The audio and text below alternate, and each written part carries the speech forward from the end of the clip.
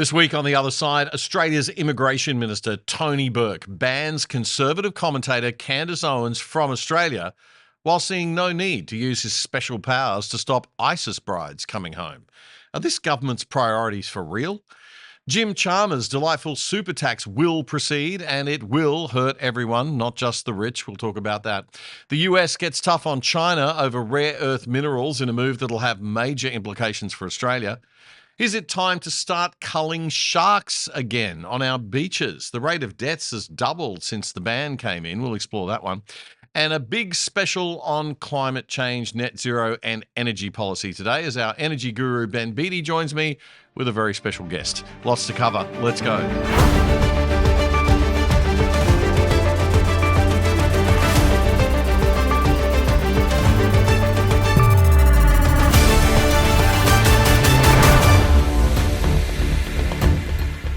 G'day Sydney, g'day Melbourne and g'day Australia. This is episode 430 of The Other Side for the weekend commencing Friday, October 17, 2025. The Other Side is your deep dive on the important issues that matter in Australia and that affect us from around the world from a different non-left-wing perspective. We always declare our bias right up front so you know what lens we're viewing things from, and we always try to keep it real and give you the data and facts behind the stories that we cover. If you'd like to support us, pop over to our website at othersidetv.com.au or use the QR code on the screen. You can sign up there to help fund our work for less than $5 a month. The Supreme Court of New South Wales has ruled that laws introduced by that state to stop people protesting near churches, synagogues, mosques and other places of worship go too far. Judge Anna Mitchell-Moore ruled that the law puts too much restriction on Australians' constitutional freedom of communication, and therefore they are invalid. The challenge to the laws was brought by the left-wing Palestine Action Group, or PAG. That's the people who organise most of the Sydney protests. And while I don't support much of what this group says, or any of it, I do support their right to say it. And the principle of law at play here is a freedom of speech thing. So it affects all of us, no matter what our politics. So this ruling is the right one, I reckon. You may recall the Palestine Action Group had a big loss in the New South Wales Court of Appeal last week when its planned Opera House protest was stopped by the New South Wales government. And I think that was right too. If a government has genuine security concerns about a protest, or if a national icon is being used deliberately to send a message for propaganda purposes, then that may be fair enough reason to stop it going ahead in a particular area and forcing it to move. But it has to be a decision made on that basis. And just saying, look, you can't protest anywhere near a place of worship just because doesn't cut it. Labor governments don't like free speech. They used to. The left used to be the champions of civil liberties and free speech when I was a youngster. That was a long time ago, I admit. And the left in most places in the world are notorious for clamping down on free expression. They have to be. Shining the light of free speech on ideas is how you know a dumb ideology that doesn't work is actually a dumb ideology that doesn't work. So socialists and communists can't have that because their ideology is dumb and it doesn't work. It was Voltaire, the French philosopher and writer of the Enlightenment period in the mid-1700s, who famously said roughly that, "I disapprove of what you say, but I will defend to the death your right to say it." That famous quote is actually a paraphrase of what he said, but it captures his point perfectly. And in that vein, I am absolutely appalled by the decision of Albo's Immigration Minister, Tony Burke, to persist with the denial of a visa application from podcaster and US Conservative commentator Candace Owens to tour Australia. The minister's ruling on banning Candace Owens was challenged in court by her, and this week, Candace lost that challenge. To news just in, and far-right commentator Candace Owens has lost an appeal against a decision to ban her from entering Australia. Home Affairs Minister Tony Burke rejected her application for a visa last year ahead of a national speaking tour in November. The High Court today tossed out her challenge after she claimed the ban went against the principles of free speech. Far right. Everyone is far right these days, according to the mainstream media. So the court ruled that the minister's ban on Candace coming in is lawful. That's all the court's allowed to rule on, and it's no doubt correct technically. But the minister's ban is certainly not in the interests of our country, nor in the principle of the freedom of speech. Like a lot of people, I used to like Candace Owens' commentary a lot. And like a lot of people, I now think she's gone a little bit off the rails of late, delving into kooky conspiracy theories and stuff. But that's not the issue here. Tony Burke has disallowed too many people visas lately, and he's reflecting an attitude and an approach that is censorial, it is patronising, and it is condescending to the Australian people. It's so paternalistic and nanny state that I'm now going to refer to Tony Burke from now on as Daddy Tony. Daddy Tony keeping us all safe from people with opinions and hurty words that he doesn't like.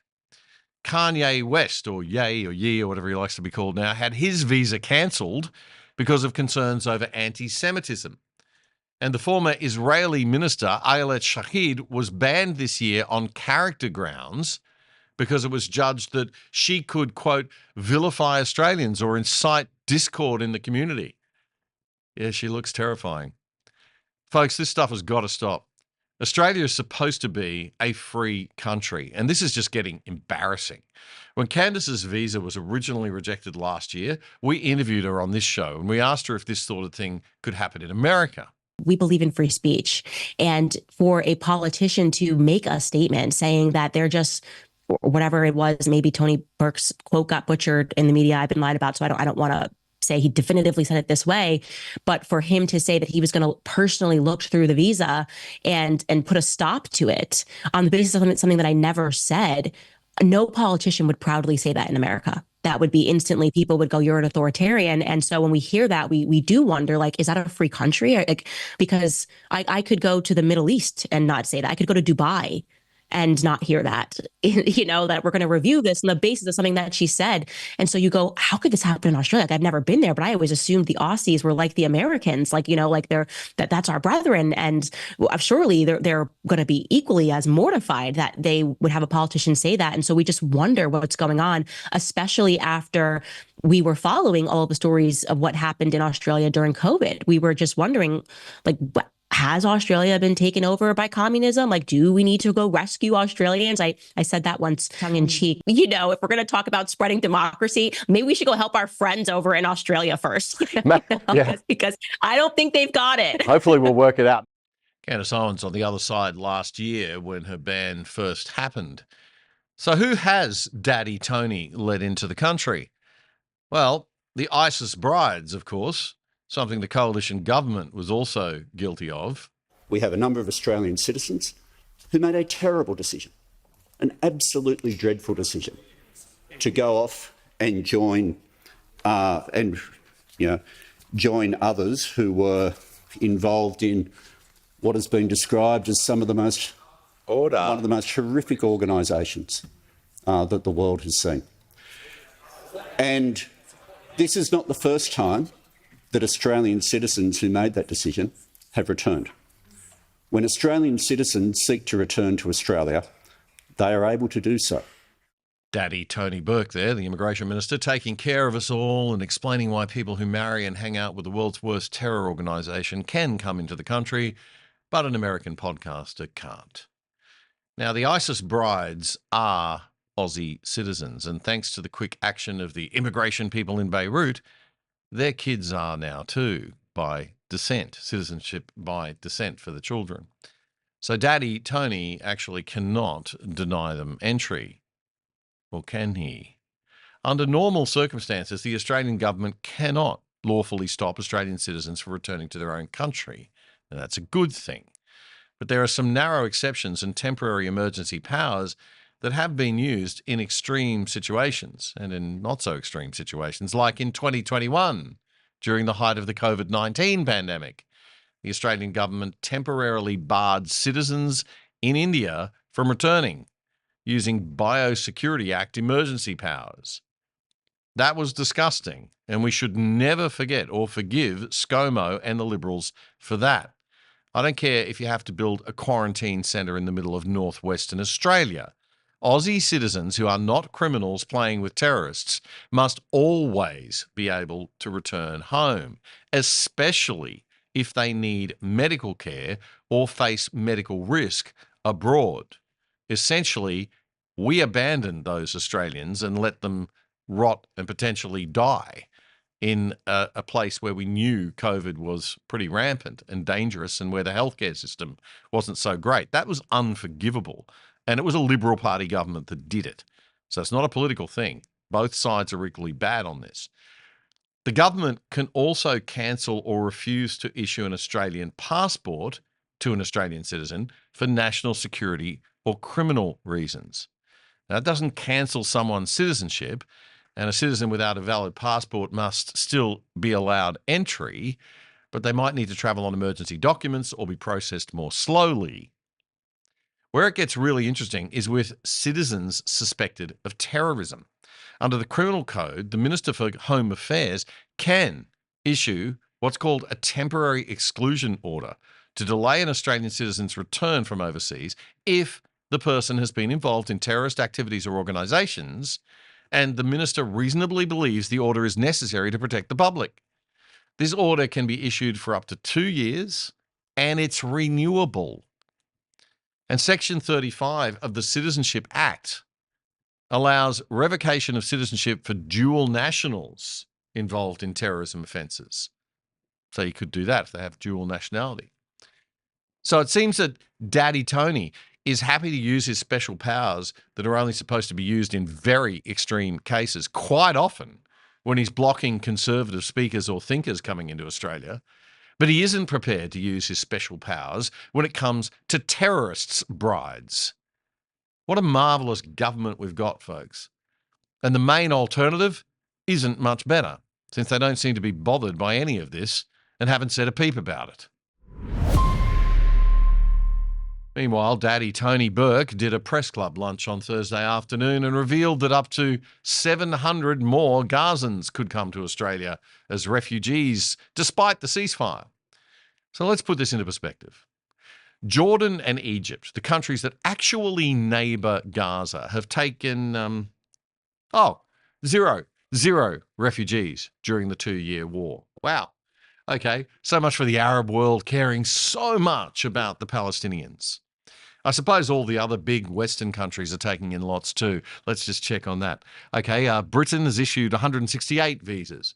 Germany, 147 visas. France, 260 visas. And the United States, 17. But Australia, up to 700 on our caseload that we'll be taking in, says Daddy Tony Burke. Our fellow Australians voted for this government in May. Incredible.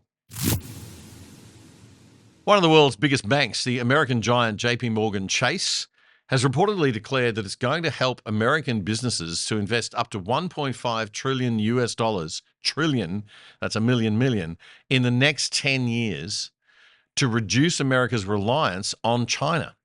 CEO Jamie Dimon says the US has become too reliant on unfriendly nations for critical supplies of all sorts of goods. It's all part of the bank's security and resiliency initiative, which it unveiled this week. Apart from facilitating and financing that $1.5 trillion US dollars of client investment in reducing dependency on China, JP Morgan will invest up to $10 billion itself of its own money. That's equivalent to about 15 billion Australian dollars directly into 4 key areas: supply chain and advanced manufacturing, defence and aerospace, energy independence and resilience, and what they call frontier and strategic technologies. In an opinion editorial in the Wall Street Journal newspaper this week, Jamie Dimon said, "The US has allowed itself to become too reliant on unreliable sources of critical minerals, products, and manufacturing, all of which are essential for our national security. Our adversaries and potential adversaries aren't waiting. We no longer have the luxury of time. We need to act now." Surely there would be some opportunities for Australian businesses to be supplying the US in this pivot away from China, and we could see a little bit of that. At the same time, we've got news now that the Trump administration wants all US allies, including Australia, to decouple from China and get behind the US if China makes good on its threat to control the export of vital rare earth minerals from its country. The US is worried that China wants to totally control global supply chains. China has got 1/3 of the world's rare earth mineral deposits, 44 million metric tons. Vietnam, Brazil, and Russia have about 21 million each. Then it's a long way back to 5th place for India on just 7 million tons. Australia comes in 8th at 4.2 million. So this news of a battle between China and the US over rare earths massively affects Australia because the US only has about 3 billion. It represents an opportunity for us because we've got big deposits of these rare earths, and more than even the countries that have got bigger deposits, we're one of the biggest early suppliers. So if China starts using its own rare earths as political bargaining chips and blocks US supply, that market opens up to Australia. But this whole thing presents risks to us as well as opportunity, because any action that we take could affect our relationship with China as our main trading partner.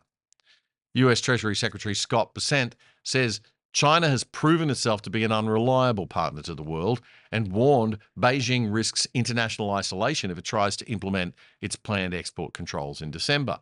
He says they don't want an economic decoupling from China and America, but he says there'd be no other choice for America if China persists in going down this path. Prime Minister Anthony Albanese is off to the White House this coming week for his meeting with President Trump, finally. Keep an eye out for that one. It's going to be very entertaining, past the popcorn. And there's the APEC Leaders Summit in South Korea at the end of the month. APEC includes the United States and China as well as Australia. President Trump and President Xi Jinping are expected to have their first face-to-face in-person meeting in 6 years at the APEC Summit. Well, the March for Australia is happening this Sunday, October 19. You can Google the location in your city. This is a series of rallies around the country to remind the government of a few things, mainly to put Australia first in policy making, to reduce the size and scale of immigration until we get the housing crisis and cost of living under control, and then keep it at a sensible level that'll ensure our cultural core is retained as a nation.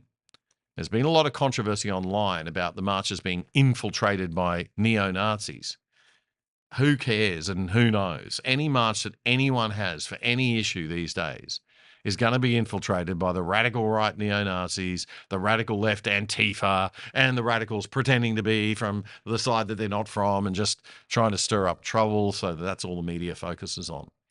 So my advice would be, with precaution, make your own mind up, go along anyway, march anyway. Last time, at least I know in certain cities, Brisbane, Canberra, Perth, Adelaide, it was peaceful, it was a happy occasion. There was a little bit of conflict in Sydney and Melbourne, but nothing too dramatic. But the point is, we do need to have some kind of rally for normal, centrist, everyday Aussies, because our government is out of touch, and we do need generally to remind politicians and bureaucrats that Australians are not all left-wing, that we do not all think the government should step in and fix everything and keep taxing us and making itself bigger.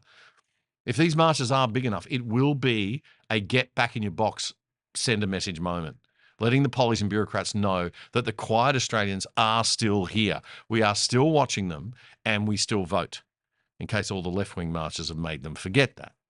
So I think it's time for the centrists and the centre-right to get out on Sunday, and the right, the Conservatives, everybody, to get out and have your say.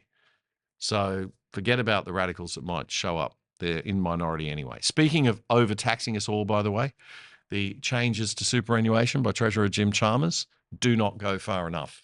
He has decided that he will still double the tax on earnings on super balances over 3 million. That's going to go to 30%. And he's going even further now with a whopping 40% tax on balances over 10 million. Or is it back 10 million? Yeah. All he said is that he won't do now is a couple of things that would have been ridiculous to do anyway. Taxing capital gains before an asset has even been sold, okay? The unrealized gains, the taxing of unrealized gains, a really dangerous and stupid idea, because apart from being fundamentally immoral and rejected by every government in the world, it would have been completely unworkable. You couldn't calculate it. And the other thing that he's changed and backed away from is that those new thresholds will be indexed to inflation. That means that young people won't find in 20, 30 years' time that they've got $3 million in super and suddenly have to pay that higher tax rate.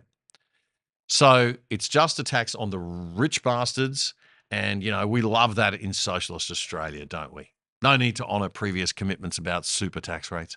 Perfectly fine to change the rules as we go along. This builds trust in future government schemes and positive trust in government overall, doesn't it? It's also great for our society and investment inflows. Wealth creators will be very attracted to this socialist mindset we have here, and to Australia generally. They'll work hard for years. Small business people, get out there, create and build wealth, just to give it all away to the state to waste on politicians and bureaucrats' untested pet projects. Because smart people who actually work hard and create wealth and jobs for other people are always happy to hand their money over under threat of imprisonment to people like Jim Chalmers and Anthony Albanese to manage. I'm sorry, but this is going to affect poor and middle-class Aussies because of the effect it has. Like all socialist policies that sound nice, they end up hurting the people they're supposed to help. It is simply not fair to change the rules on anything late in the game. It's not fair to overtax your citizens and indulge in obscene waste and grift. Aussies are overtaxed to death, and people aren't going to cop it much longer. Look at the national debt. Look at the fact people in small businesses, look at the number of small businesses that are closing and that can't afford to hire people and they can't afford to create jobs. Look at the fact that the housing industry is being plundered by government taxation, causing a massive supply shortage. All of this stuff adds up and it hurts all of us. SmartKits Australia is a leading supplier of prefabricated home improvement kits, so you can do it yourself, save money and hassle. SmartKits Australia is the easiest way to improve your home and build memories that last forever. Buy online, customize your way, get it built. That's the SmartKits way. Decks, patios, pergolas, flyover roofs, carports, and insulated roofing, all prefabricated, fully engineered, and delivered anywhere in Australia. You can choose from hundreds of pre-designed SmartKits on their website, or you can go custom with SmartKits' in-house design team. Every kit is engineered tough, packed smart, and delivered free anywhere in Australia.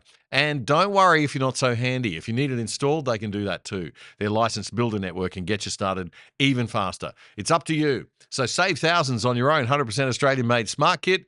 Build your own outdoor lifestyles with SmartKits Australia. SmartKits.com.au, a proud sponsor of The Other Side.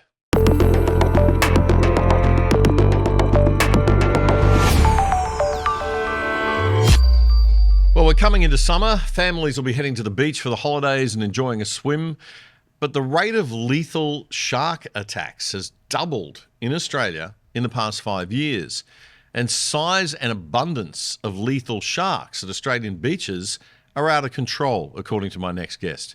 Fred Pawle is a broadcaster, journalist, podcaster, and documentary maker. Many of you will know Fred from back in 2023 when the show was on the old ADH TV, and Fred also had a show on that platform. Fred's just completed a new documentary available on YouTube right now called The Heart of Sharkness. He points out that since Australia listed great white sharks as an endangered species and protected them in all Australian waters back in July 2000, in the quarter of a century since then, great white sharks and two other species, tiger sharks and bull sharks, have killed at least 55 people. But the scariest bit is that 21 of those deaths have occurred in just the past 5 years. The rate of attacks will continue to rise because, frankly, few people care. In fact, many Australians have come to like and even admire these dangerous, unpredictable, dumb animals. Politicians know it, and certainly the small group of scientists milking tens of millions of dollars worth of research grants know it. I've been writing and talking publicly about this topic for 10 years, and in that time, things have only got worse. I'm now one of the few people in Australia saying we need to protect human life by killing the lethal sharks that come near us. This opinion was once routine in Australia, and our beaches were safer as a result, but not anymore. How did this happen? Why is it now acceptable for Australians to be gruesomely bitten in half for doing what they were until recently famous for doing? And why am I one of the few people asking this question? Fred Pawle's documentary, The Heart of Sharkness there. Fred joins us now on the line from Sydney. Fred, great to have you on the other side.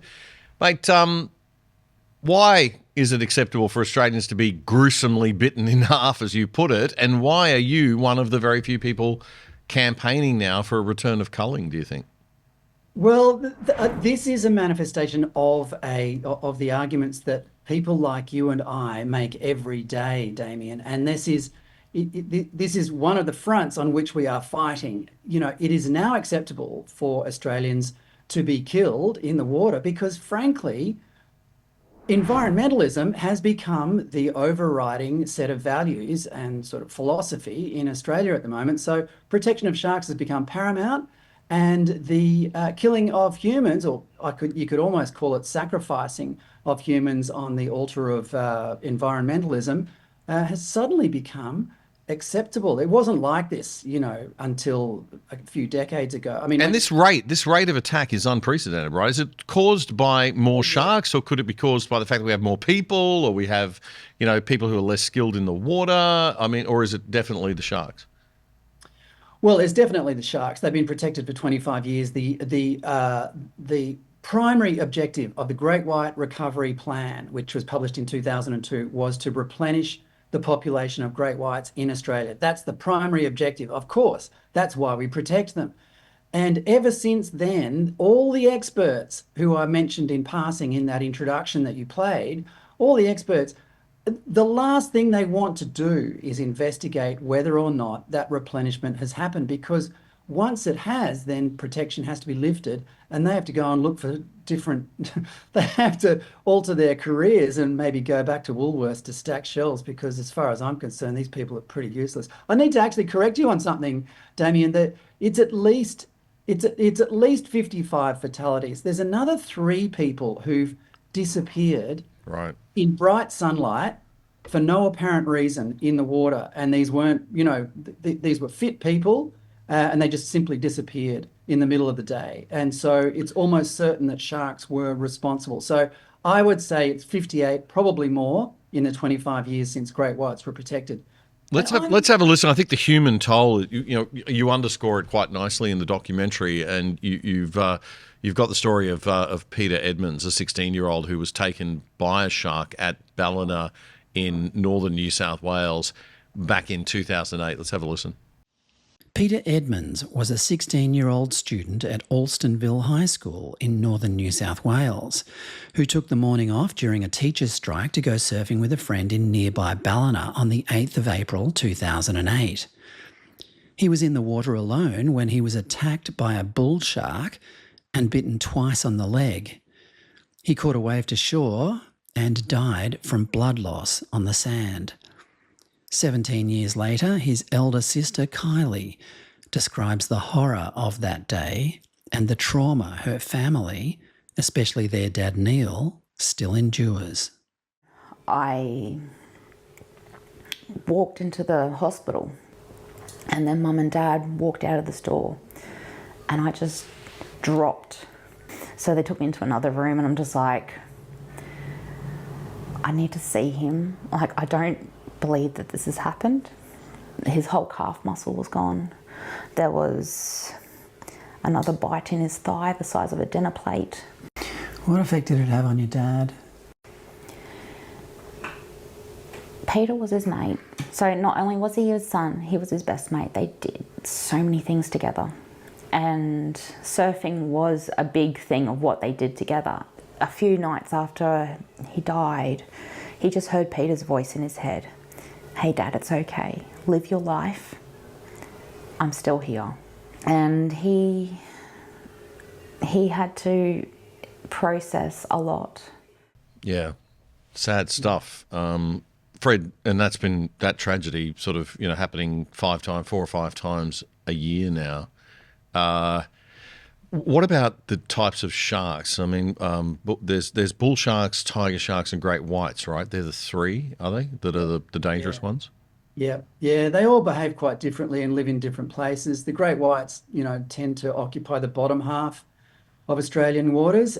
Tiger sharks are more north towards the equator, and bull sharks are like rats, man. They can live in fresh water and salt water. They're very vicious. They're apparently pretty cunning as well. Is it only the great whites that are protected?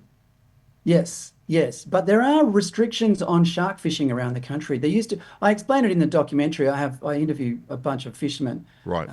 who explain that there used to be a lot of shark fishing in Australia, and very few of them actually targeted great whites. If they did pull in a great white, sometimes they'd throw it back overboard.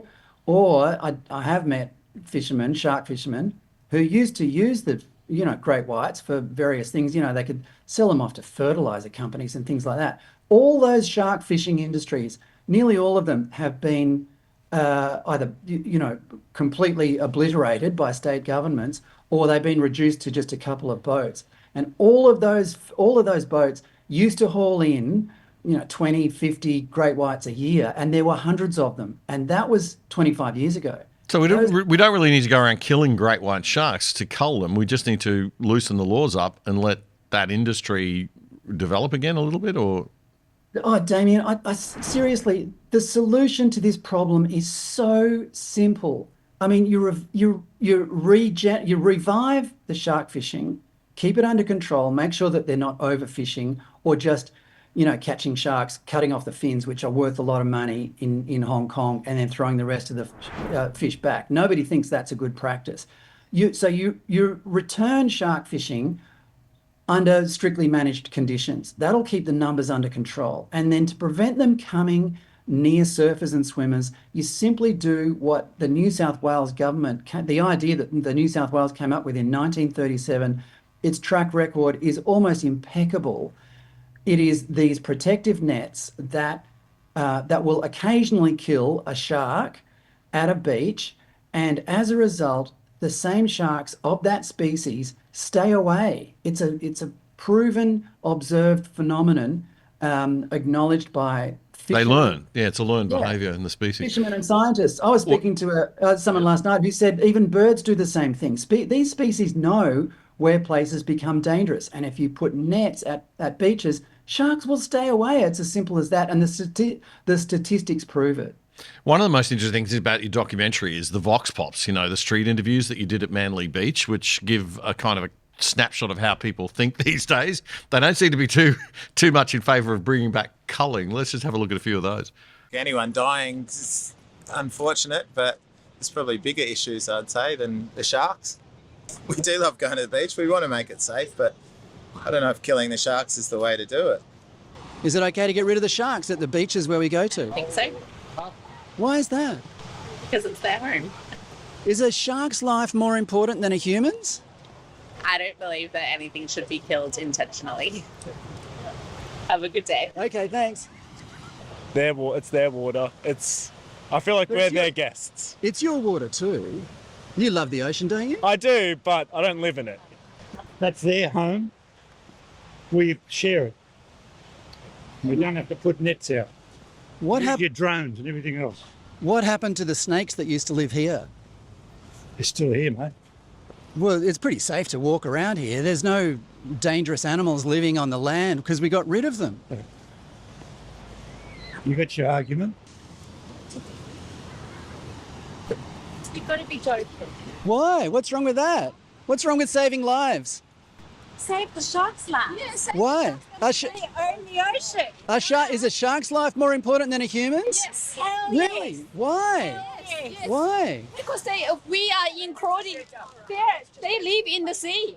We are more important. Tell me why we are more important. Well, we're more talented, we're more intelligent, we love people.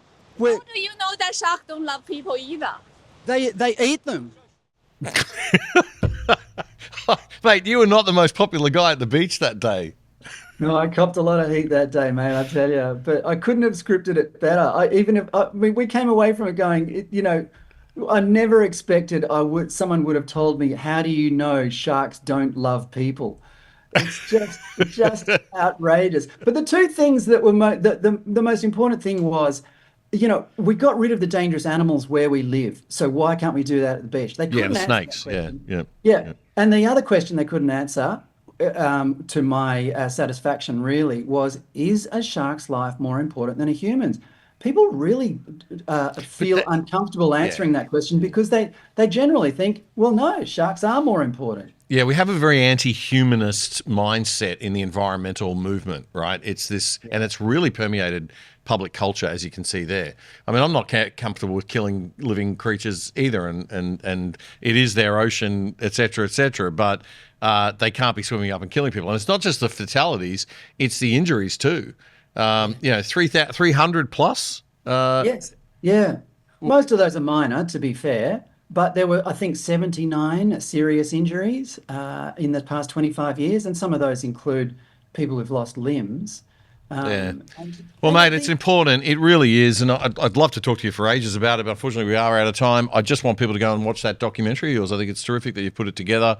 It is on YouTube at the address that we've had on the screen there, Fred Pawle 123 at Fred Pawle 123 on YouTube. And you can watch the documentary for free and then make a donation to Fred for his efforts and work. Mate, thanks very much for coming on the show. We'll get you back on again soon. Fantastic. Thanks, mate.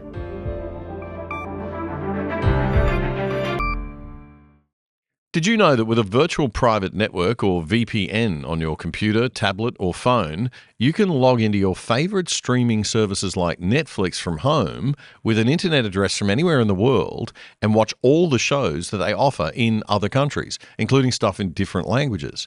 And using a VPN to route all your internet traffic through a third-party server means that big corporations and big government can't spy on you. If you sign up now with private internet access, we think they're the best VPN servers out there. As a viewer of the other side, you can get 83% off the price of your subscription and get online for less than $3 a month. Check it out right now. Go to piavpn.com/other side. That's piavpn.com/other side. It's a great service, a rock bottom price, and supporting our sponsor, you are helping to keep the other side going and growing.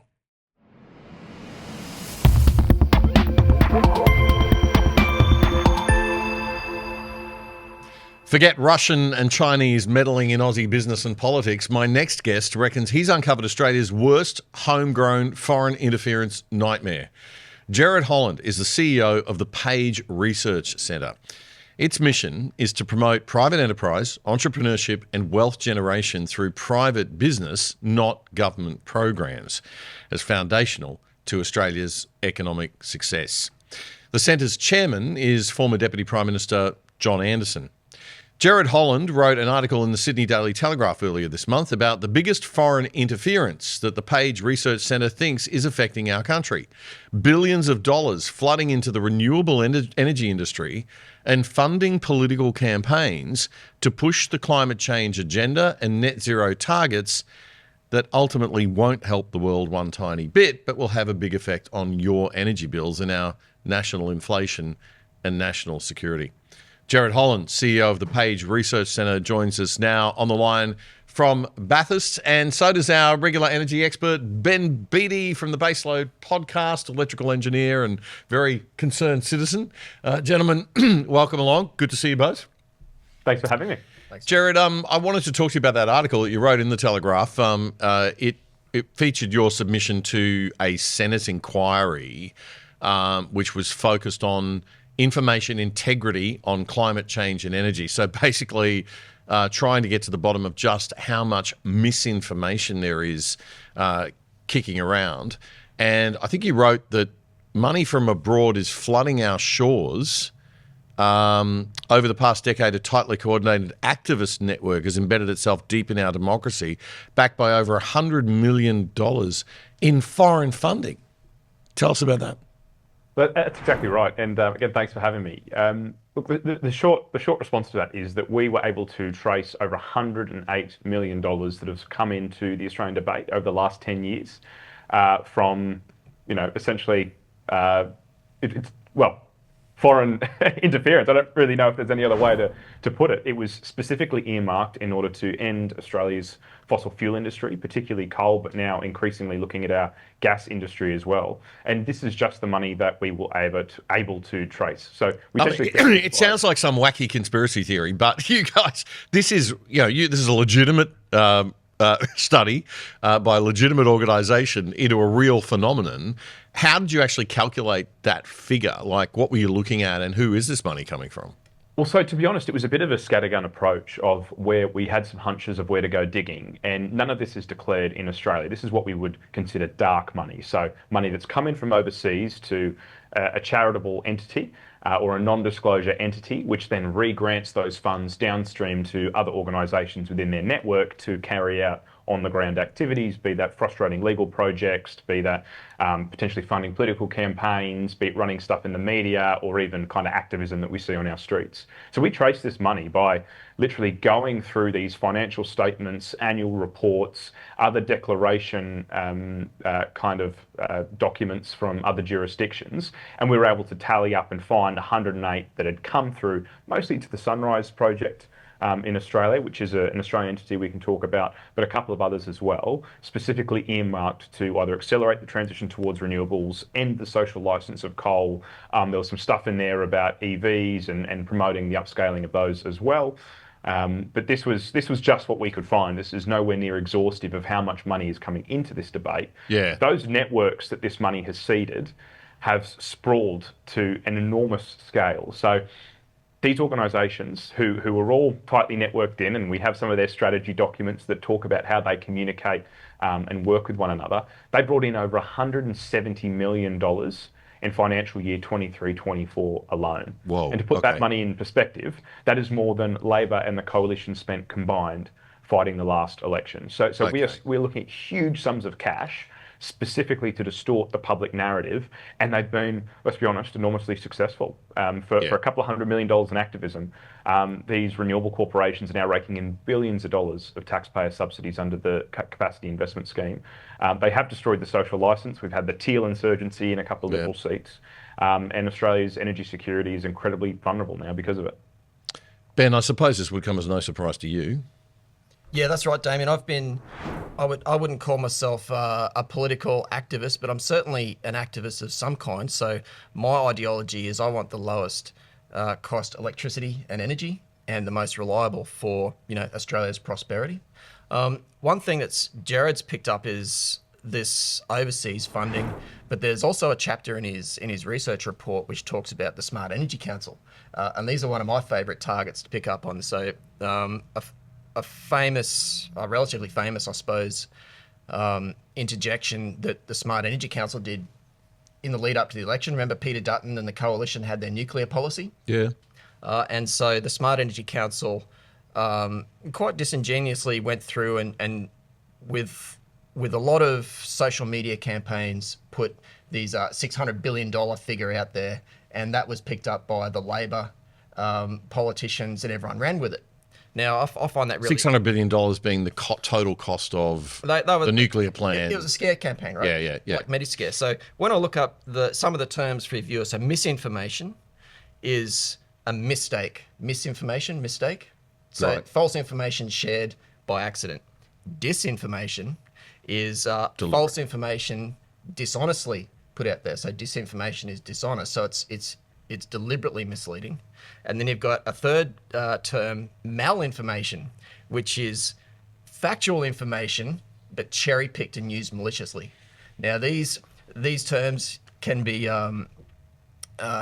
used across the board. Yeah. I think very specifically there's a propaganda campaign against fossil fuels, against coal. It's ramping up against gas, and it's been very successful. And Jared's report picks out a lot of that. Yeah. It just raises so many issues, doesn't it? Because, we're dealing with, we're in a world now where we've just got so much information coming at us, and some of it is driven, malinformation, disinformation, misinformation, political and corporate, and industry-wide. It's just all over the place. And we've all got to become a lot smarter at being able to sort of ask ourselves who's behind this, who's behind that. And it applies to all sides of politics and all sides of debates and things. But it is a bit scary when you see this sort of volume of cash behind these interests. But Jared, the renewables industry, for starters, is just a multi almost $1 trillion, or probably more than $1 trillion globally in terms of the amount of global capital that's just sitting there waiting to invest in these things. So once a momentum starts, the capital follows. And I suppose this is people steering a particular business interest in a particular direction and manipulating the public conversation and manipulating viewpoints. The problem is that it can lead to really bad outcomes and really high energy prices, right? For the average person. Well, I think there's this perception in the public, it's almost a meme at this point, that big fossil is pumping all of this money into lobbyists and slick advertising campaigns to try and keep their dying industries alive. But what a lot of people don't realise is the vast majority of big fossils profits come from export markets. So be that coal, be that gas or anything else. And so actually to get involved in a regulatory fight about our domestic energy use, to get involved in the politics side of that, they're just not interested. They would much rather say, okay, we're happy to back out of this. A lot of these companies are pivoting towards the transition because all of their revenue is being underwritten under the capacity investment scheme. So it's risk-free cash. And then they can make as much money as they want exporting overseas when there continues to be an ever-increasing demand for these products because of the basic physics of what coal and oil and gas is able to do.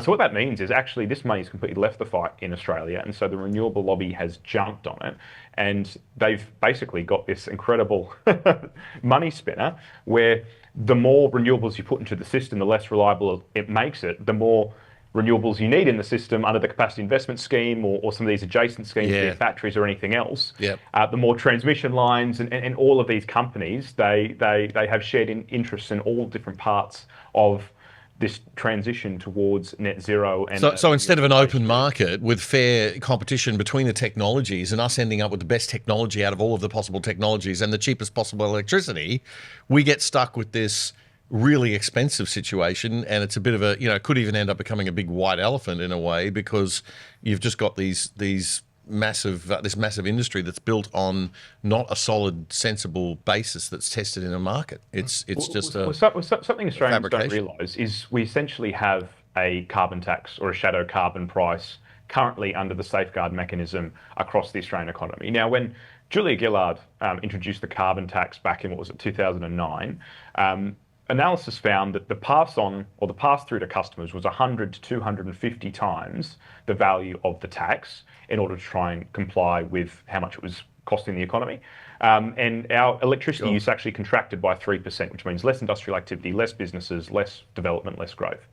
Now, under the safeguard mechanism, large emitters are required to buy carbon credits or buy essentially tokens from the government for a fixed price in order to offset the kind of pollution that they're producing via CO2, and then that tapers off and gets less and less over the years with the expectation that they will comply. Well, if you're an aluminium smelter or you're a coal-fired power generator or one of these heavy industries, you simply can't reduce your activity in that way. And so they're looking at a 10-20% of their costs are just going towards paying the shadow carbon price. But then even under that, when you look at AEMO and AER and the different regulators, they are now acting out their business decisions, factoring in a carbon price of, I think it's about $70.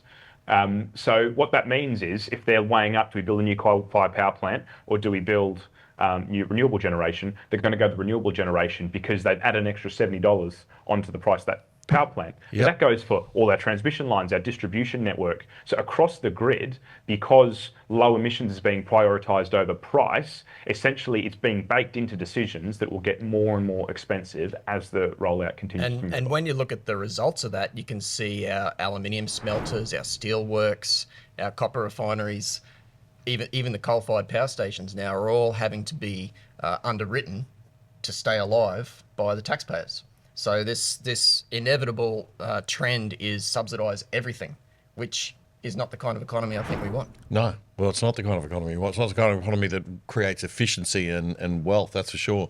Guys, hang in there. I want you to come back after the break. We've got more to talk about. Stay with us. A great way to support the other side is to support our sponsors like SmartKits Australia, the best supplier of do-it-yourself prefab home renovation kits. And it's not just carports. SmartKits do decks, patios and pergolas, flyover roofs and insulated roofing too. All prefabricated, fully engineered and delivered anywhere in Australia. And if you're not too handy, they'll install it for you too. Get onto it. smartkits.com.au. You're watching The Other Side with Damien Coorey, Australia's best independent news commentary show, bringing you up to speed on the issues that matter most. Simply subscribe for free on YouTube by hitting the subscribe button and bell, so you'll be notified whenever we post anything. And to really stay in touch, check out our independent website at othersidetv.com.au. You can sign up for free there too, or join the exclusive side and help support our show for less than $5 a month. This is The Other Side. Well, finally, we're getting some sanity in energy policy in this country. In the past week, the only non-Labor majority government in Australia at a state or federal level, the Liberal National Party state government of Queensland, under Premier David Crisafulli, has unveiled a major shift in that state's strategy for energy, laying out a new 5-year plan called the Queensland Energy Roadmap 2025. And it is to be applauded. It's no secret that while this is a centre-right leaning show editorially, I criticise both major political parties a lot, but David Crisafulli's government is kicking goals all over the place at the moment. This roadmap signals a pragmatic reset, one focused less on unrealistic and unnecessary net zero deadlines and more on keeping the lights on and managing costs. The biggest and most important shift is around coal. The government has officially dropped its previous 2035 deadline for closing coal-fired power stations. Instead, those plants will now keep running as long as they're safe, efficient, and needed to support the grid. This marks a wise and very sane move away from a fixed exit date and towards a more flexible system-led approach. Gas is stepping up as well. The plan calls for at least 2.6 gigawatts of new gas generation by 2035, starting with a 400 megawatt project in central Queensland. Gas will act as a backup, of course, helping smooth out the ups and downs of renewable energy supply, which is unreliable when the sun isn't shining and the wind isn't blowing. On renewables themselves, Queensland's going to change tactics for the better there too. Instead of fixed renewable energy zones, it's creating regional energy hubs, areas chosen based on where investors want to build, where infrastructure already exists, and where communities are already on board. Pumped hydro remains part of the long-term strategy, with several potential sites under review for that, alongside smaller community battery projects. Big investment in transmission are also locked in. It's no good generating renewables if you can't transmit it to the grid. So the Copper String Eastern Link aims to connect northern renewable resources to the main grid by around 2032. And there's also a $200 million fund to boost local generation and storage in regional areas. And a $400 million state investment fund will help attract private capital into new projects. And $1.6 billion will go towards keeping existing power assets in good shape until replacements are ready. So it sounds pretty sensible. The government argues that this approach is going to save around $26 billion in total system costs by 2035, compared with the earlier plan of the previous Labor government. Critics warn that delaying coal's exit and boosting gas could slow Queensland's emission cuts. To pass judgment on all this, I'm joined by our regular energy expert, electrical engineer Ben Beattie from the Baseload podcast, and Jared Holland, who's CEO of the Page Research Centre. Jared's joining us on the line from Bathurst, and the Page Research Centre's mission is to promote private enterprise entrepreneurship and wealth generation through private business, not big government. To you first on this one, Ben. On a scale of 1 to 10, how do you score Queensland's little new energy plan? Well, the energy roadmap, if I was going to score it 1 to 10, I'd give it an 8.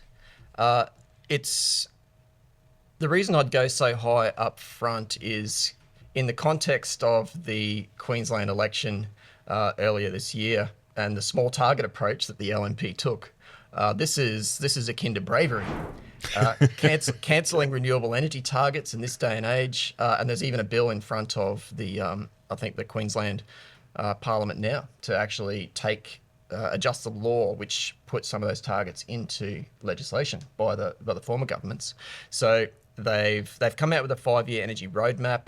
A roadmap doesn't actually give any power to anything. It's more a signal, I believe. Well, it's a guiding principles, right? Yeah. It is, yeah. So it's important to note that the coal-fired power stations were never going to close by 2035 anyway. So when we're talking about Because they just can't. Yeah, it's just Without not no gonna happen. power. Yeah. It's not going to happen. And we've got the youngest coal-fired power stations in the country, some of the youngest in the world outside of China, I'd suggest.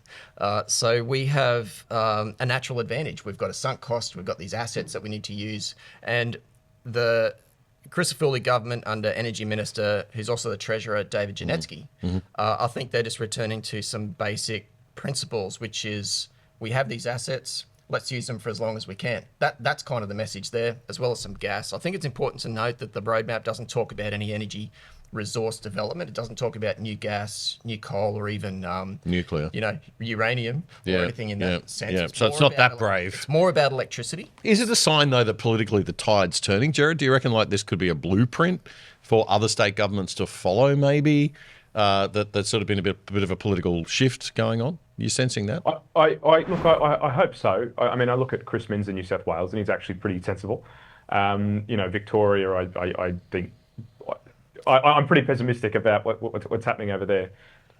You wouldn't choose to start where we are to begin to unwind this mess, and the roadmap is probably an 8 out of 10 for what they've been given. But when you think about the challenges that we are going to be facing on reliability and affordability in the grid, you still have to deal with a 30-40% penetration of renewable energy, which is setting a very volatile wholesale spot market. We're still going to have those massive price crunches when batteries are setting the wholesale price, or even gas is setting the price more frequently than it would have otherwise. And you've still got those periods where your coal-fired power stations are either ramping down, which is very, very difficult with big spinning machines, or not operating 24 hours to a capacity that they could be in order to account for these massive gushes and rushes of solar that are coming in the middle of the day. So there are still system-wide issues that really need addressing that I'm sceptical you can fix without switching things off and disconnecting them from the grid, which is probably too radical for most. It gets very confusing for a lot of people to understand, I guess, because electricity generation and storage and movement and transmission is kind of weird in that you've got to keep a steady load, right? So too much is bad, too little is bad. It's getting that balance right and keeping the price stable, but enough for everybody to be earning from it. It's complicated. Yeah, it is, and it's a very dry topic, and there's layers of complexity, and it get technical very quickly. So we won't go into it, but yeah, that'd be wise. Jared's done quite well for a not expert. Actually, he's been doing some good reading. So he's pointed out that obviously there's the renewables program, which is pushing wind and solar. I call the big stuff industrial wind and solar, and then you've got the rooftop solar on people's roofs. The biggest and the people who are studying the sector and starting to understand it are coming to the realization, which I've been writing about as well, which is that the rooftop solar is the biggest economic problem and technical problem in the market. So it causes economic problem by stealing market share. It's overpaid for what it does. Most of its output happens during the middle of the day, which that often there's too much of it. Yeah. And in too much. Non-time. Yeah, that's right. So, but in the too much part, that imposes a technical problem where you need a certain amount of inertia and fault current. You need this system strength. The physics of the grid has to come first. Has to be able to take that. So we're going to pay to keep the physics with the most expensive stuff, which is the inverters and the rooftop solar, the wind and solar farms. Whereas previously with the baseload spinning generators, you didn't have to pay for any of that. It was just implicit in the technology. Right. So now we're actually having to go outside and pay for that stuff. So we're going to get synchronous condensers, even the batteries with you're right. It is confusing, but I get upgrades. Yeah, I get All what you're this saying. stuff is coming, and it's going to cost a lot more. And when you look at stuff like and where these industrial wind turbines and solar farms have to exist, they don't occupy a 30 hectare block or a 50 hectare block in the middle of nowhere. They occupy the forests and the hilltops, and people like Stephen Nowakowski are getting really upset about it, and the renewable energy lobby is actually pushing back against this, and they're calling the true information, which is that you've got to clear a lot of land to build wind turbines and solar farms. They're calling that misinformation. They're saying that that's wrong and it doesn't need to happen, and that's why when I think Chris Bowen was pinned in Parliament recently, and he was asked exactly this question, and he didn't want to answer. What? So, coming back to your view, both of you, just in terms of what would be the best mixed solution, nuclear has got to be part of the mix. Is that right? I mean, you see that as sort of being the most sensible, and we've got to keep some coal. Yeah, for me, a baseload dominated system is always going to be the cheapest. You just need less stuff. Yeah, there's some fuel costs, but just like when we're driving cars and we've got to put petrol in the car, nearly half of it's taxes. Everything that's mined or comes out of the ground pays royalties to the state, even if it's goes into a generator.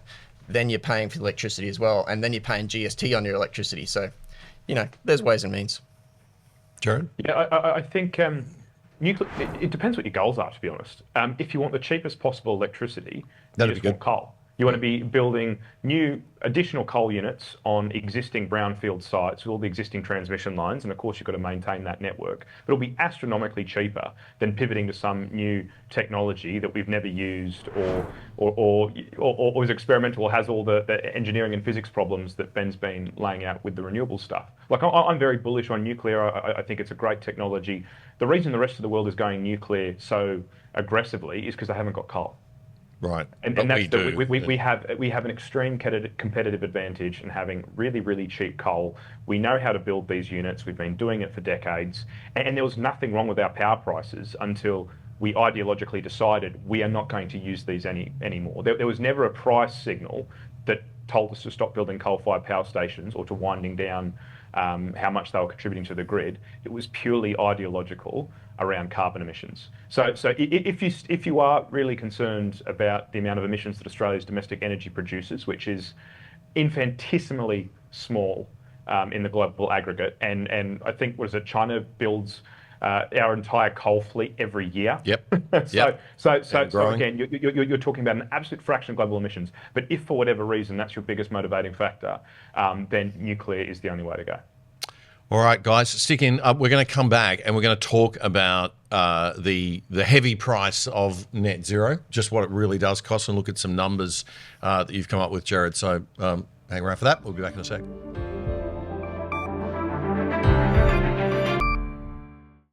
If you like The Other Side, one of the best ways you can support us is by signing up for the products of our sponsors. And one of our best sponsors is PIA VPN, the virtual private network that stops people spying on your internet activity. It'll keep you and your family truly safe from the prying eyes of big governments and corporations without slowing down your internet speeds. And you can watch Netflix or other streaming services using your regular accounts with them as if you're viewing from any country in the world. You can sign up for less than $3 a month and get a whopping 83% off the normal price. Just go to piavpn.com/otherside to sign up and you'll get the discount. And you'll get more info on those special deals if you check it out. That's piavpn.com/otherside.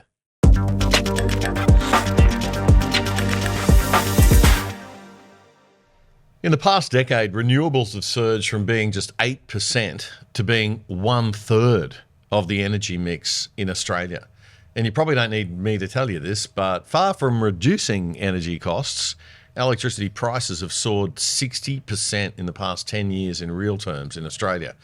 According to a report carried out by the Page Research Centre in partnership with ARC, the Alliance for Responsible Citizenship, earlier this year, this massive jump in electricity bills has contributed to a 2.4% drop in household living standards, which corresponds to an annual reduction of $3,400 per household.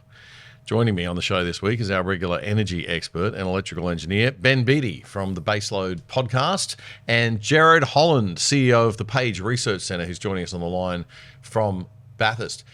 Jared, tell us about this report that you put together with ARC. You co-authored it with another good friend of this show, Jean Tunney from Access Economics. It's a high-quality piece of work. As well as the 2.4% drop in living standards, you also calculated a 3% drop in GDP. So these energy costs are playing a big part in our productivity problem that we've got in Australia as well right now too, right?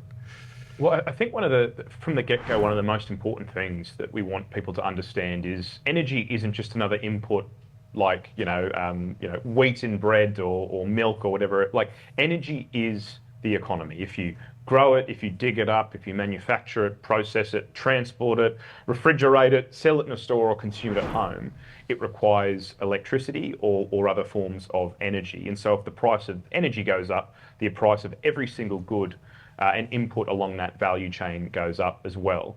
And so this is why it's really important that when energy prices spike, it's not just the power bill that you look at home. No. It's also the cost of everything else that we experience through inflation and everything. Pressures. Yeah. And there's some really fascinating research that has been conducted overseas in a number of different jurisdictions, which has pretty much held for like the last 60 years now, that when your energy costs as a nation exceed anywhere between 8 to 10%, sort of varies country by country, the burden of that energy on your economy becomes so great that either energy prices need to drop or the economy will contract in order to reach a new equilibrium. So the US sits around about 7%. Australia in the early 2000s, when we had some of the most prosperous years of our lives, it sat in that 6 to 7%. We had really cheap energy in comparison to the rest of our economy. We're now sitting 11, 12%. So, and that increase has happened over the last couple of years. So Wow. one would predict, based on global trends that have evidenced themselves everywhere over the last 60 years, that our economy will begin to contract to fall back in line with that equilibrium between 8 to 10%. What does that mean for you at home, and how do we come to this 2.4%? Well, you can actually measure that a 30% price shock in energy prices leads to about a 1.5% reduction in GDP in your economy. Well, we've had a 60% price shock over the last 10 to 15 years. So that equates to about, I think, 2.4 to 3%. Sorry. And you're looking at $80 to $90 billion just in financial year 23-24 alone. And of course, that's a hit to your living standards as well. It means that we're all a couple of grand worse off, be it through inflation, just from the electricity portion or your power bills. So this was what we were trying to explain in layman's terms in the best way that we could. No, that makes a lot how of sense. important this issue is and why it is impacting our drop in living standards that we've been experiencing. So Ben, do you think people are starting to wake up to the fact that this, apart from just sticking a climate change action now sticker on the front of my house and my car and getting all fired up about how evil, corporations are, that people are actually starting to wake up, that even the young are starting to realise, boy, this is costing, there's a cost to this stuff. We better make sure we got it right. Yeah, I think so. It's interesting to me that a lot of the renewables push is basically UN driven. We seem to be appeasing UN politicians and those kind of individuals rather than listening to our own voters. I think there's a lot of polls coming out now, even just recently, which talk about more. I haven't seen anything about age demographics, but in terms of your political leanings, whether you're a Labor or a Greens or a Liberal voter, whatever, the proportions of those are starting to become more either unsure or no new targets versus going the other way. And I think that trend is probably very frightening to the globalist UN renewables groups, which need that voter base to control the politicians. Politics downstream of culture. If the people want it, the politicians like their jobs and their perks, so they will then support what the people want. Now, as we find that the net zero, which isn't really a thing, it's a physical impossibility. I will claim that. I'll die on that hill. As those costs rack up and it becomes clearer and clearer through the clouds of misinformation, malinformation, and disinformation that we've talked about, more and more people will not want it. Yeah. And once people don't want it, it's a brave politician who will force it upon them. But the problem is you've got to get to, we might get to a point where we've gone too far down the road, right, and then you can't come back. So we've got to be a little bit forward thinking and careful in what we wish for in terms of these options. Let's have a look at the 4 energy options that you looked at, Jared, in the report. We've got a little chart here that we've done up with basically what you came up with. And so the 4 energy options are no net zero at all, a system that has nuclear in the mix somewhere, so a mixed system. The third one is to go with the current policies you've looked at. And the fourth one is we have a system where it's all renewables. And the capital cost there, so the initial or the overall cost of getting everything running, with no net zero is about 100 billion, and then it goes up to 332 billion with an all renewables option, so a significant difference there. But more importantly, I guess, in terms of what we're paying on an ongoing basis, would be that last column there, the wholesale price per megawatt hour, which we can see for no net zero is $50 to $100, but you get up to all renewables and you're looking at around the $200 mark more. That's pretty. I mean, as far as you're concerned, which option of those four would you say is the sensible one? It's got to be number 2 or number 3. If you're worried about carbon, I guess. Well, I think even on number 3, we weren't even convinced when we ran through the numbers and the amount of dependency upon gas and other technologies in a mixed renewable system. You could even achieve the climate targets that we'd set out on our current trajectory, and that is the scientific consensus at the moment, that we're not doing enough in order to hit the targets that we've set for ourselves. Whereas the nuclear option actually could, if we were to replace most of our baseload power with nuclear, and we didn't just say nuclear, we said it's sort of a tech neutral approach. So be that coal-fired power stations with scrubbers and super ultra critical coal and carbon offsets and all other things, and obviously that makes your coal a lot more expensive, and it comes out about the same as nuclear. So if you're going to add all this other junk on it that makes your coal-fired power station less efficient, you'd might as well just go with nuclear at that point. But I think the other thing that's worth noticing is these differences in trajectories are even more stark. So this is an apples to apples. If we were to pretty much replace Australia's entire electricity needs with a new technology, how much would it cost? But of course, if we stuck with coal, we wouldn't need to replace the whole grid. We would just need to add probably another 4 to 8 gigawatts of capacity and keep our existing units going. So it would be even cheaper still, rather than replacing everything with nuclear, building out another 80% renewables, or completely getting off gas and relying on batteries and hydrotherming. So those price signals, I think, become even more stark when you think about what are the options actually before us and where are we sitting currently, and where could we pivot to. But overwhelmingly, if you want a cheaper grid, you can't beat coal on existing sites with existing transmission lines. It's just so much cheaper in the whole system. Well, the cheapest system is a system we don't have to rebuild. Yeah. It exists already. Yep. And so if anything, the only thing that we should be considering doing would be adding nuclear to the mix if you care about carbon emissions. I'm not sure that we should be, as Australia, such a small country, should be caring about carbon emissions to the point where we're putting our national security at risk when we've got China in particular, but also India and other places, ramping up their coal by necessity in a lot of cases, because they've got a lot of people and mouths to feed. A lot of solar panels to make. I think the other thing, if I could just quickly add to that analysis, and this is probably the more sobering thing. So we conducted most of this modelling back in November, December of last year. And we essentially used Gen Cost's numbers for the price of renewables because we wanted this to be an apples to apples comparison. And a large part of our motivation was a frustration with the way that they treated nuclear. They didn't look at large scale nuclear when they conducted their Gen Cost report last year, and that's a far cheaper technology than small modulars. And they didn't provide a reference case of what happens if we abandon our targets altogether. And so it's really those two scenarios that we were trying to compare with the Gen Cost numbers. But even since that report has been released, we have seen transmission costs balloon again. And so even our costs for our current trajectory and a fully renewable grid could even have gone up by another 1.5 to 2 times, just based on the cost of transmission and the cost of these synchronous condensers that Ben was referring to as well. So it is really depressing when on our current trajectory, we're probably going to see in real terms another 50 to 60% bill increases in the next 10 years, just on the amount of kit that's required to be built that's currently on the books. Wow. Okay. So, and I mean, look, I don't want to get too ideological. We need government, though, to have, when you've got things like energy where you just can't have a competitive market, it has to be a degree of regulation. You need some government, but it needs to be good quality government, and you need to get the market forces in there as much as you possibly can and be secondary to natural market forces, because if you don't, you wind up with the wrong energy mix. Well, this is where the Queensland situation differs from Jared's New South Wales and whatever it is in Victoria, and even South Australia. So Queensland, all but 2 of the coal-fired power stations, there's 8, they're state-owned. You've got one at Millmerran and you've got one at Gladstone, which is a joint venture of some sort.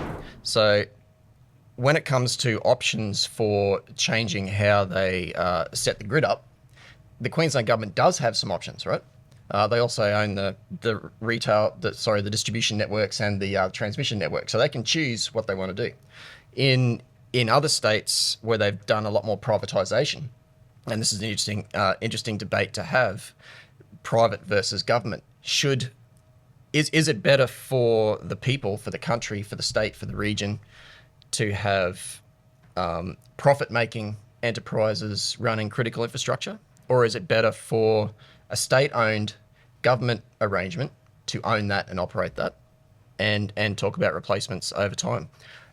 That'd be a great debate to have. Yeah. I think we're going to see it play out in real time over the next 15, 20 years. I don't see any path out of the mess that we're in, considering the targets that exist. New South Wales is now entering legislation to make it illegal to impose negative feed-in tariffs on solar panels. So you're not going to be able to be fined or penalised, basically. Oh, God. But there's a cost associated with that. So, anyway. Yeah, it's the ideology is pushing this, and we're going to struggle. We could go into this in great detail. Perhaps we're going to get you guys back on. We may do a special episode where we just talk about this at length. One of these sort of Joe Rogan type podcasts. We're not confined to 10-minute segments, but it'd be great to do that, actually. We might look at that in the future. But I think, because I think it does raise a lot of questions, and I've always believed that if it's, if you're privatising into a monopoly, then you might as well have it run by the government and at least have people being able to democratically vote on things. But if you're privatising into a competitive environment, and you've got something that can be competitive, which can be hard to do with infrastructure, then that's healthier always. Well, speaking of missing, the interesting thing about this, if I could just jump in, is this seems about the appropriate political debate for people to decide. You should be able to trust your engineers and trust your elected leaders, especially those officials within the departments of energy, etc., that they understand all the engineering principles. They will drive us towards the cheapest cost option that's best for Australians, and then us as punters, we should be voting on what should be public owned or should it be privatised, what should the level of taxes be that we think is a fair go. And that is where the debate has been for most infrastructure projects. Like we don't, in the general public, have a debate about roads and what type of asphalt that people use. That's right. Yeah. And whether they're using the appropriate sealant or what's the paint that we're using for the. We're not all electrical engineers like Ben or civil engineers. We trust that the mob in charge know what they're doing, and then we argue about how much do we think that it should cost us. You have to be an astrophysicist, an electrical engineer, to be able to understand and unpack just how broken Australia's energy system has become. And that is just an enormous failure of leadership from every single level. We can complain about it or we can upskill ourselves. And that's, unfortunately, we're in a place where we have to become electrical engineers so we can begin to wind back the awful damage that's being done to our prosperity. Yeah. The debate has moved to a level where we're actually talking about the technology, which technologies we're using. We shouldn't have to be worried about that quite so much. But anyway, that's the world we live in. Guys, thank you very much for coming on. Enjoyed it. And I said we should do an unplugged, the other side unplugged, and just chat for a couple of hours about all this. Cigars. With cigars and a bit of scotch. That would be good. Maybe we'll change the format of the show in 2026 to do that. All right. Great to talk to you. Great to meet you, Jared. Thanks for coming on. Great to see you again as always. Ben, we'll have you both back on in the future, no doubt. Thanks for having me. Thanks. And that's all for this episode of The Other Side, your analysis of the best news and commentary without the woke. We'll be back with episode 431 next Friday, October 24. And clips from this show will be dropping throughout the week as usual on our YouTube, X and Rumble channels. If you like what you see, please do support us. We are a voluntarily viewer-supported show. I had some tosser on X say, oh, you're grifting. Every time someone tries to make a reasonable amount of money out of a business, they're grifting, are they? We don't make money at this point, all right? So I hope we do one day, and I make no apology for it. But at the moment, we don't make money. We do need people's support. There are now 2 ways you can support us financially. We're only asking for you to pay the value you feel you get from the show. We're not asking for any more. One way to support us is to go to our website at othersidetv.com.au and sign up to the exclusive side for less than $5 a month, which is less than $1 a week, or around $1 a week. Or you can now subscribe right on YouTube. If that's where you watch, you can just simply press the join button beside the subscribe button down below. It's that easy. The QR code at the bottom of the screen will take you to our website to sign up, and then YouTube doesn't take a cut, but YouTube also has to make money, so whatever, it's your call. Take care. I'm Damien Curry. Bye for now.